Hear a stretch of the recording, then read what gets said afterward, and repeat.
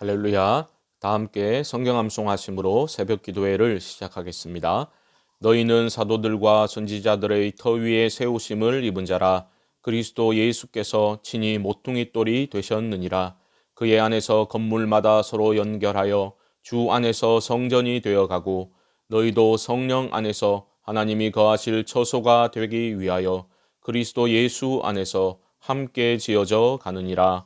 아멘. 하나님 말씀은 시편 47편 1절로 9절의 말씀입니다.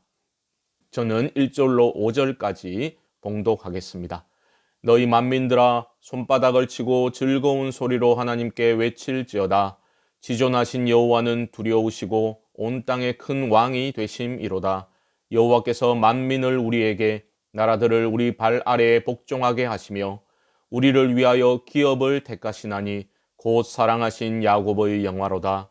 하나님께서 즐거운 함성 중에 올라가시며 여호와께서 나팔 소리 중에 올라가시도다. 아멘. 시편 47편은 우리에게 하나님을 찬양할 것을 요청하고 있습니다.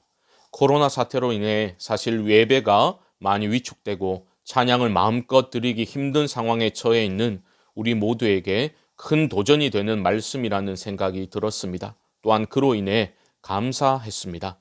함께 우리 말씀을 살펴보고 묵상하고 기도하는 시간을 통해 우리 안에 잃어버렸던 찬양이 회복되는 은혜가 임하기를 주님의 이름으로 축복합니다. 시편 47편은 매우 조직적으로 구성된 시입니다. 5절을 중심으로 두 개의 찬양시가 동일한 구조와 비슷한 내용으로 중심을 감싸고 있음을 발견하게 되는데요. 5절을 먼저 보시지요. 하나님께서 즐거운 함성 중에 올라가시며 여호와께서 나팔 소리 중에 올라가시도다. 즐거운 함성 소리와 울려 퍼지는 나팔 소리, 팡파레가 울려 퍼지는 그 소리는 곧 왕이 그 높은 보좌에 좌정하는 모습을 떠올리게 해줍니다. 시인은 우리에게 하나님의 왕되심을 인정하고 온 땅의 왕으로서 우리 모두를 다스려 주시기를 원하는 마음으로 하나님을 찬양하라, 그렇게 명령하고 있습니다.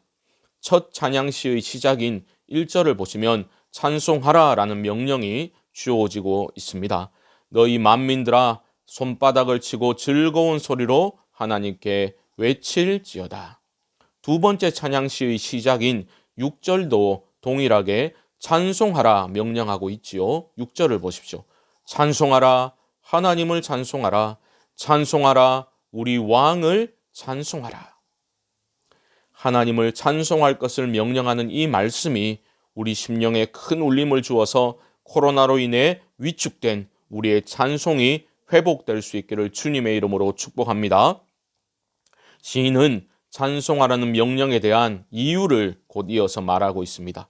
우리말 번역에는 빠져 있지만 원문에는 왜냐하면이라는 접속사가 포함되어 있는데요. 찬송해야 하는 이유는 분명합니다. 2절에서는 먼저 이렇게 밝히고 있습니다.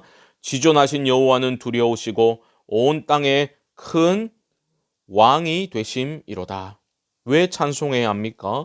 여호와는 두려우시고 즉 경외 받으실 분이시기 때문이고 지극히 높으신 분이시기 때문입니다. 사실 경외 받으실이라는 수식어는 가나안이 섬기는 바알 신에게 적용되던 말이었습니다. 바알은 폭풍과 전쟁의 신일 뿐만 아니라 풍요를 관장하던 신이었지요. 그런데 지금 시인은 참으로 경외 받으실 분은 바알이 아니라 여호와 하나님이시기 때문에 그 사실로 인하여 믿음을 가지고 하나님을 찬송하라, 손뼉치며 즐거운 소리로 찬송하라 명령하고 있는 것입니다. 연약한 우리들은 어느 순간 물질의 노예가 되어서, 아니면 노예는 아니더라도 물질이 우리 삶에서 가장 중요하다는 그릇된 믿음에 빠져서 하나님의 이름을 부르면서도 내용적으로는 바알을 섬기고 물질을 섬기는 어리석음에 빠질 수 있습니다. 헛된 믿음을 내려놓고 깨뜨리고 하나님 안에서 참된 부요를 확인하고 우리가 누리는 모든 것이 하나님이 허락하신 것임을 인정하며 큰 소리로 손뼉치며 즐거움으로 하나님을 다시 찬양하실 수 있게 되기를, 전심으로 기뻐 찬양하실 수 있게 되기를 주님의 이름으로 축복합니다. 7절에서도 역시 찬양의 이유를 이렇게 설명하고 있습니다. 7절을 보시면 하나님은 온 땅의 왕이심이라 지혜의 시로 찬송할지어다. 역시 하나님이 온 땅의 참된 왕이시기 때문에 찬송해야 한다라는 것이지요. 그런데 여기서는 지혜의 시로 찬송하라 말하고 있습니다. 지혜의 시라고 번역된 단어는 마스길입니다. 음악 용어로 익숙하시지요. 하지만 정확한 의미는 알려져 있지 않습니다. 이 뜻은 정교하게 정성 들여 만든 노래를 가리키는 음악 용어입니다. 그러므로 마스길로, 즉 지혜의 시로 찬송하라라는 것은 하나님에 대한 깊은 생각과 묵상이 전제되어 있다라고 볼 수 있습니다. 앞부분의 시에서 손뼉치며 즐겁게 열정적으로 찬송하는 모습이 있었다면, 여기서는 깊은 묵상 가운데 발견하게 된 왕 되신 하나님, 내 삶을, 우리 가정을, 우리 교회를, 이 나라와 민족을 다스리고 계신 하나님을 깊이 묵상함을 통해 터져나오는 찬송을 의미하는 것입니다. 우리의 찬송이 단순한 감정적인 열정으로 가득한 것에 그치지 아니하고 하나님에 대한 깊은 묵상, 내 삶에 베풀어 주신 헤아릴 수 없는 그 은혜에 대한 묵상을 바탕으로 하여 내 안에서 우러나오는 찬송이 될 수 있기를 주님의 이름으로 축복합니다.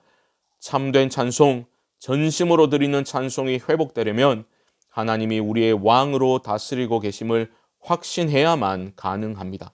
그래서 시인은 3절에서 이 점을 강조하고 있습니다.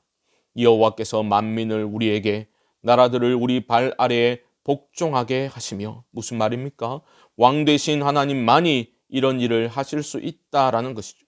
마찬가지로 8절에서도 이 왕 되신 하나님이 다스리고 계신다라는 것을 이렇게 말하고 있습니다. 8절입니다.